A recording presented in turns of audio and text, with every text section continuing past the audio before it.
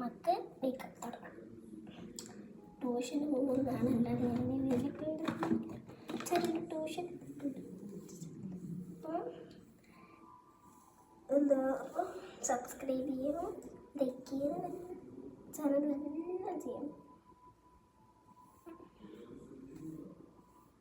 Book കൊടുത്തേക്കണം. Tuition 4:30 ഇപ്പം സമയം 3:52. എന്നാൽ തിരക്കൊടിക്കുന്നുണ്ടോ?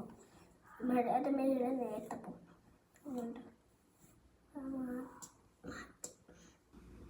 മാറ്റിക്കൊണ്ടിരിക്കണം.